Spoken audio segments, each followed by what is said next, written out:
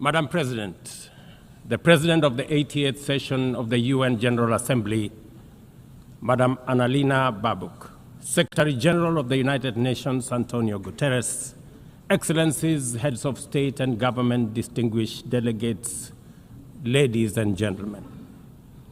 I congratulate you, Madam President, on your election to preside over the 80th session of the UN General Assembly. Madam President, you can count on Kenya's full support throughout your tenure as you steer the Assembly into the future.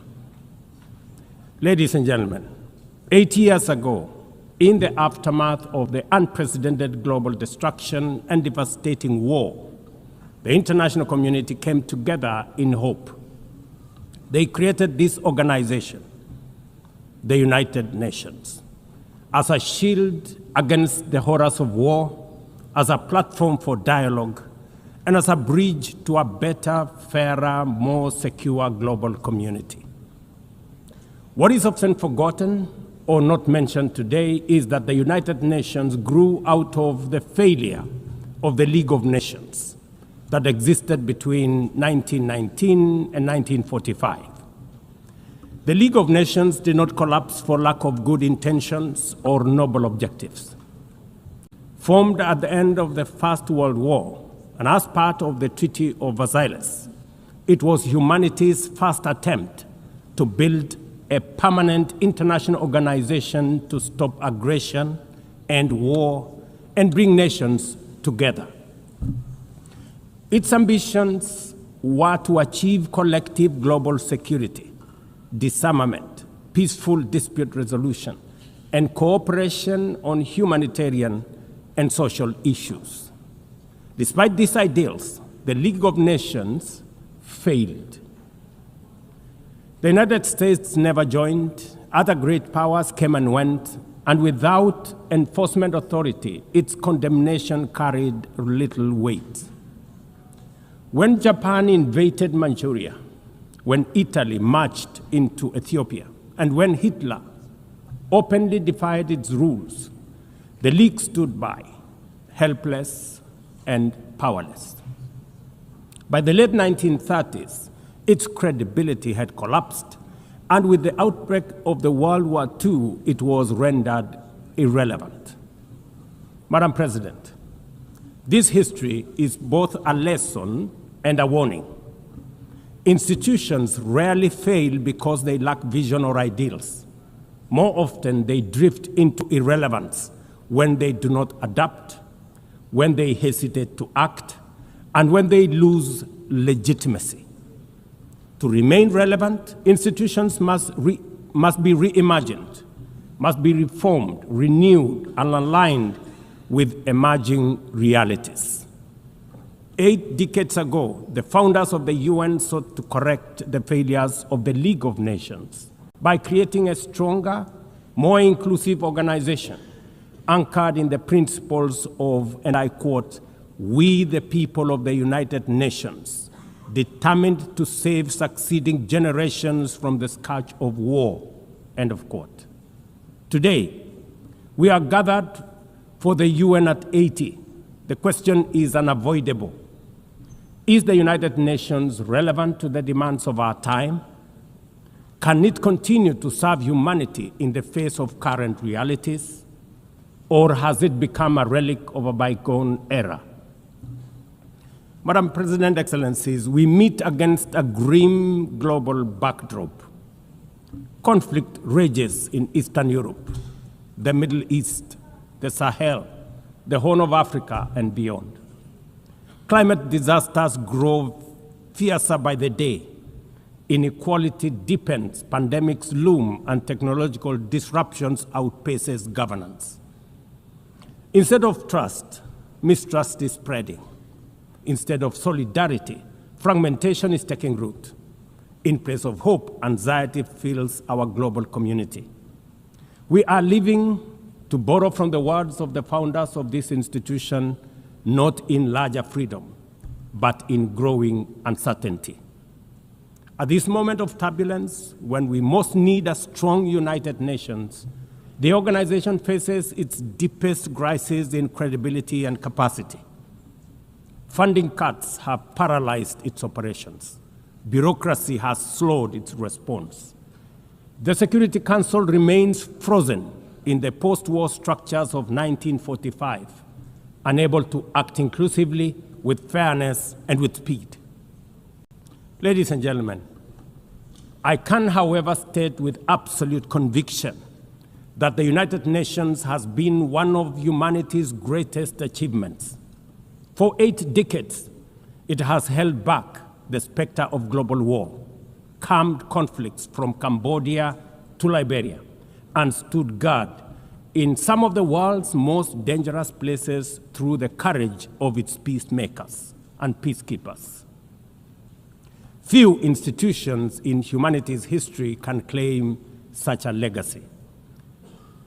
The United Nations has stood at the front lines of humanitarian crisis, from famine relief in the Horn of Africa to emergency shelter for millions of Syrian and Ukrainian refugees.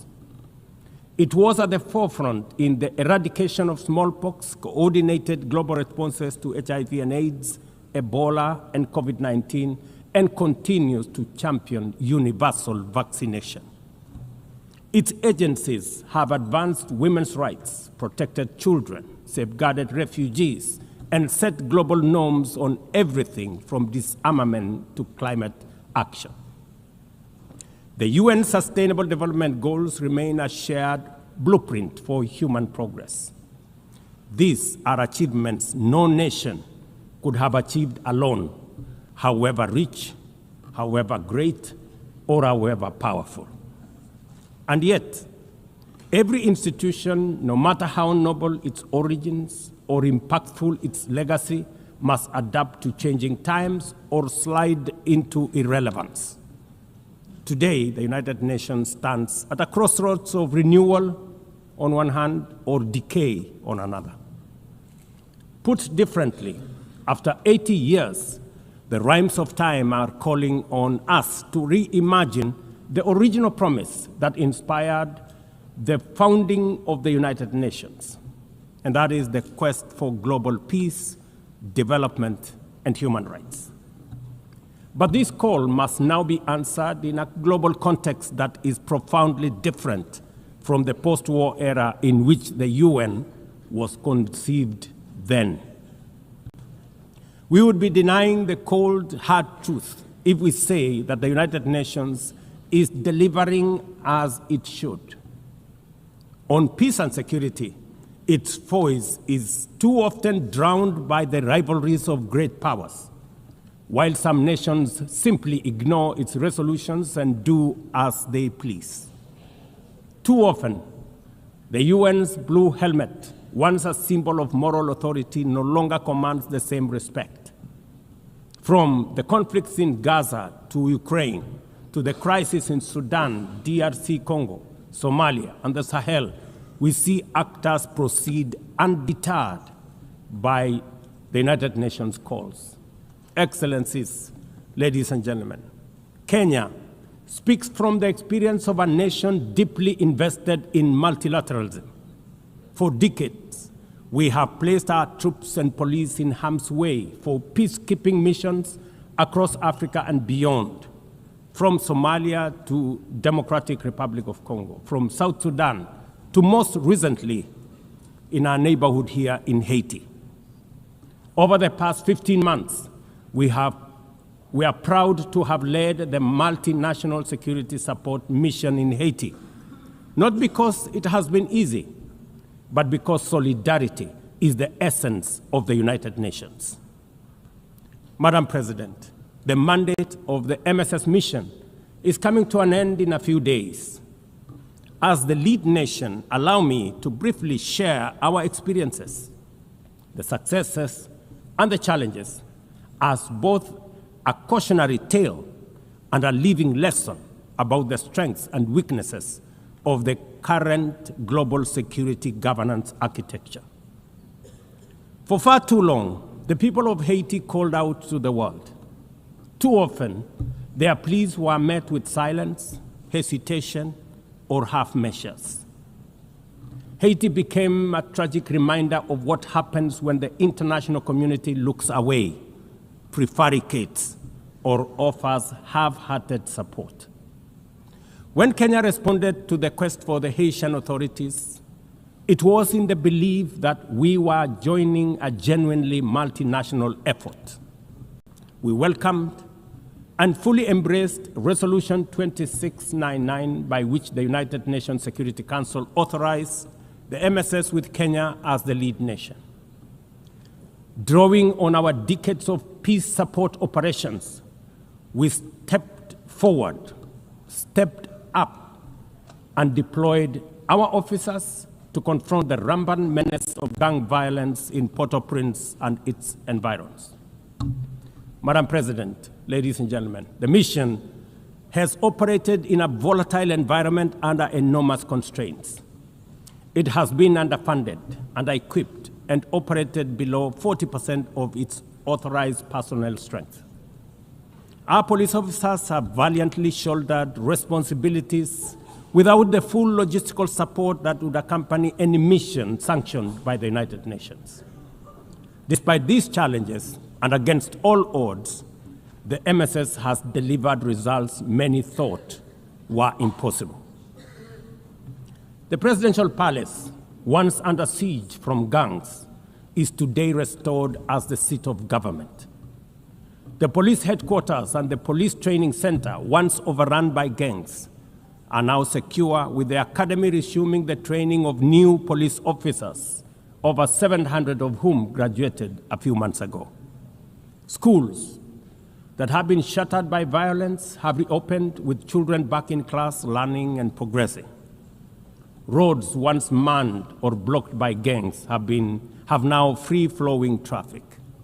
Cases of kidnapping and extortion have reduced sharply. The airport and the seaport, once surrounded by gangs, are now abuzz with normal operations.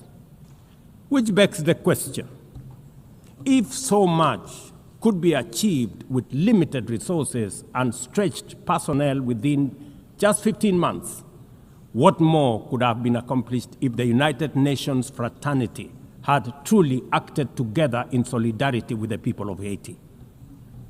From this podium, I wish to assure all partners and actors that with the right personnel, adequate resources, appropriate equipment, and necessary logistics, Haiti's security can be restored.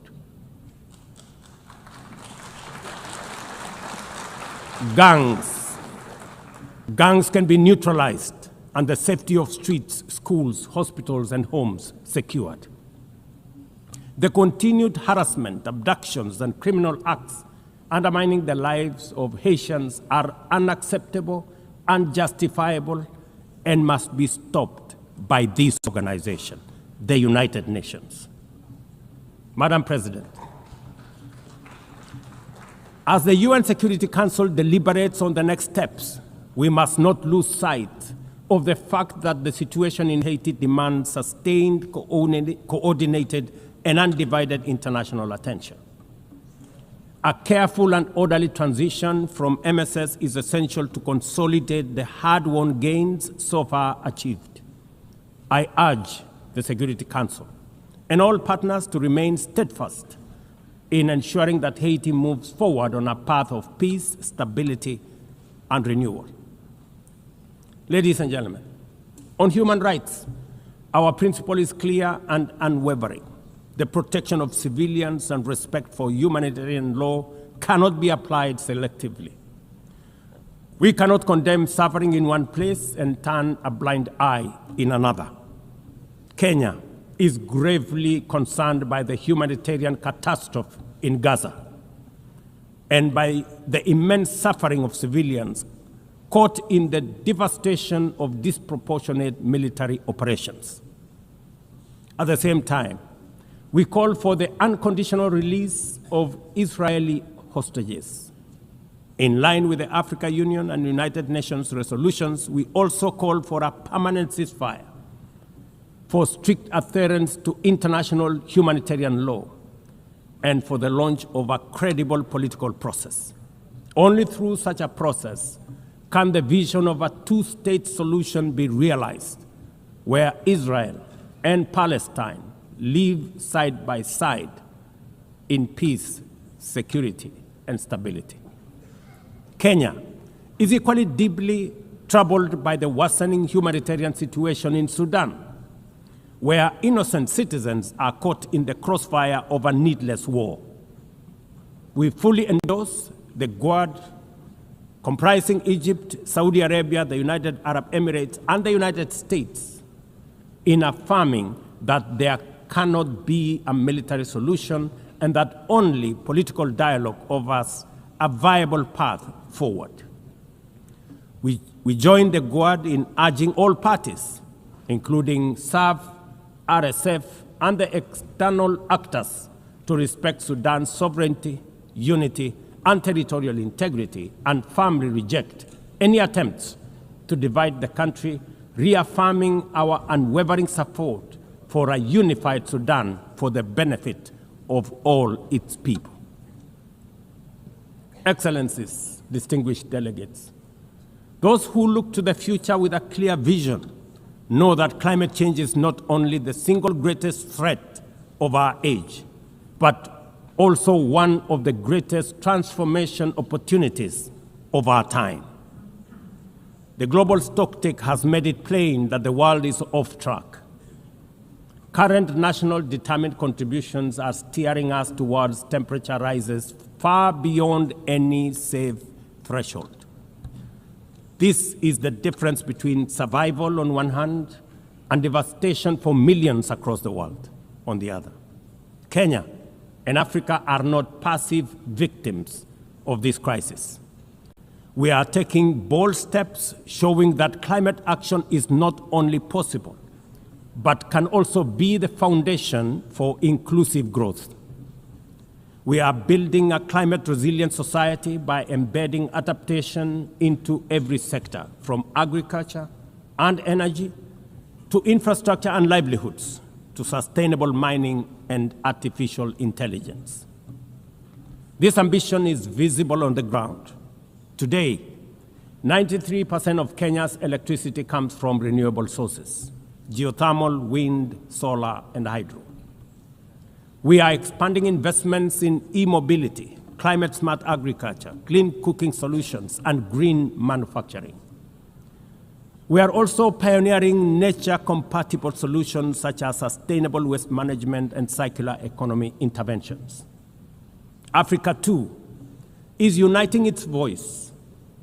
In 2023, in Nairobi, we hosted the inaugural Africa Climate Summit, where the continent adopted the Nairobi Declaration on Climate Action and Call to Action.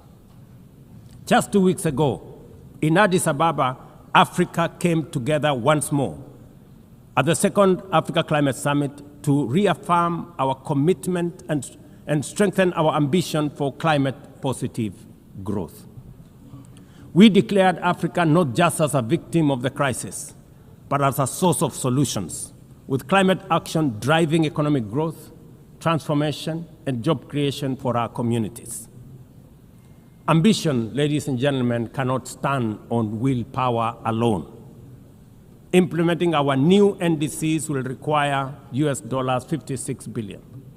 That is why we call on the global community to unlock the $300 billion agreed at Baku, and to accelerate negotiations towards the new $1.3 trillion goal under the Baku-Belém roadmap. Without affordable finance and without reform of the international financial architecture, the promise of climate action in Africa will remain constrained.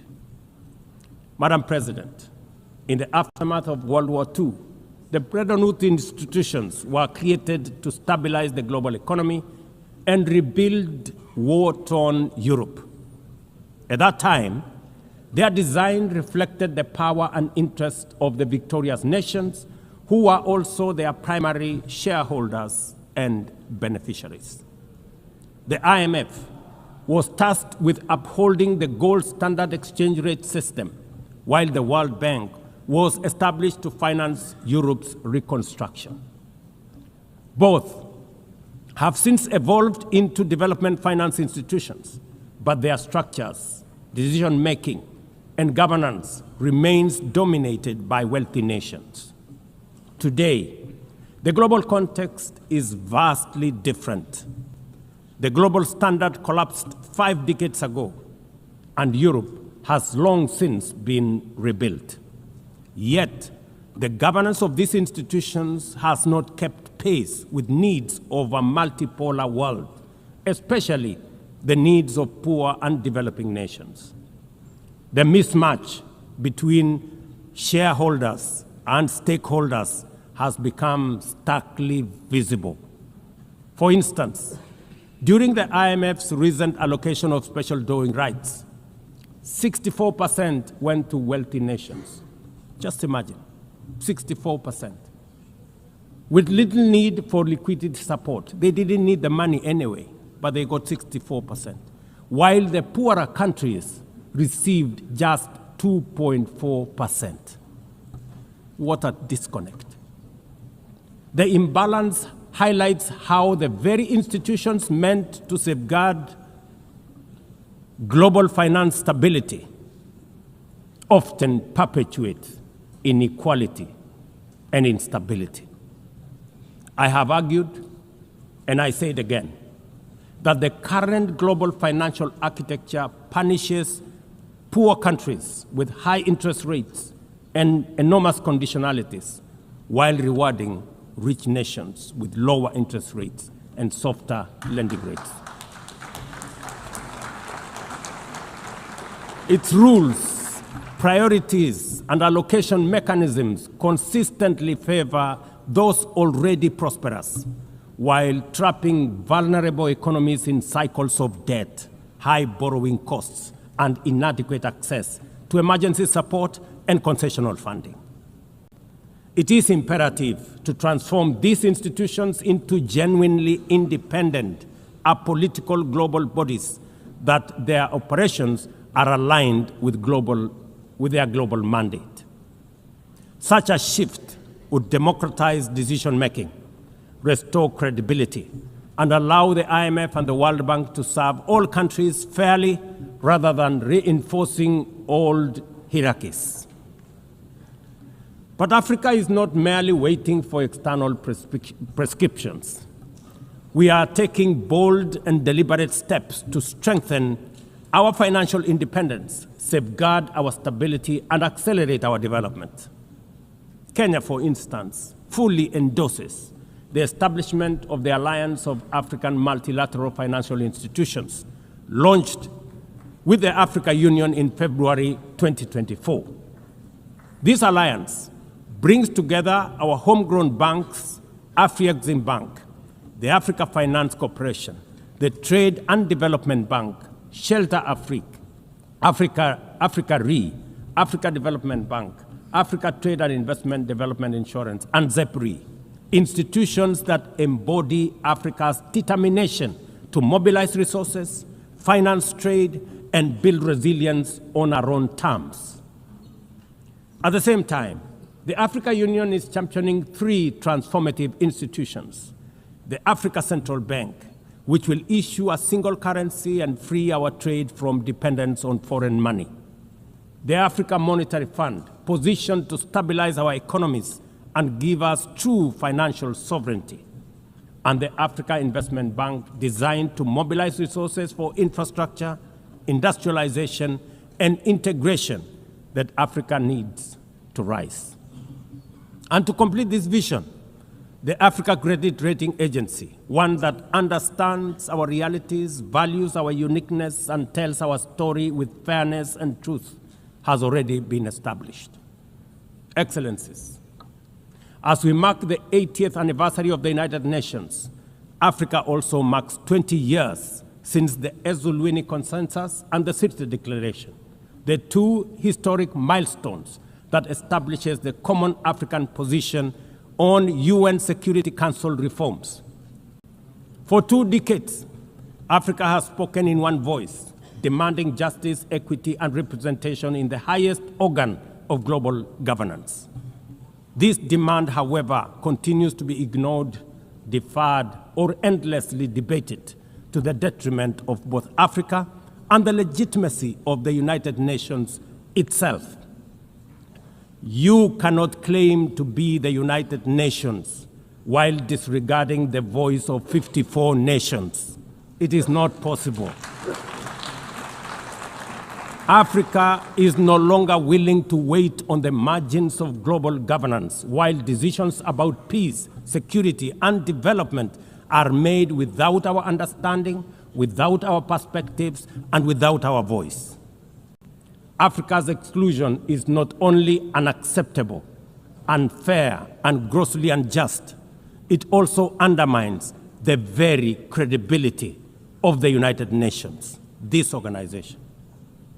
Africa dominates most of the Security Council agenda, provides some of the largest contingents of UN peacekeeping forces, and bears the heaviest costs of instability. Yet we remain the only continent without a permanent seat at the main table where decisions about our destiny are made. Africa deserves, ladies and gentlemen, at the very least, 2 permanent seats with full rights, including the right to veto, and 2 additional non-permanent seats on the United Nations Security Council. The world must understand that reforming the Security Council is not a favor to Africa or to anybody. It is a necessity for the United Nations' own survival. If the United Nations is to remain relevant in this century, it must reflect today's realities, not the post-war power arrangements of 1945. Madam President, despite the stated and evident weaknesses of the United Nations, it still remains humanity's best chance at global solidarity. No other institution has the universal legitimacy or convening power of the UN. From coordinating humanitarian relief in times of war and disaster, to mobilizing the global response to COVID-19, to driving consensus on climate change through the Paris Agreement, the UN has consistently shown that the world can achieve together what no nation can accomplish on its own, however mighty or great or powerful. As Dag Hammarskjöld, the UN's Second Secretary General, once observed, and I quote, "The United Nations was not created to take humanity to heaven, but to save it from hell." End of quote. That mission is as urgent today as it was 8 decades ago.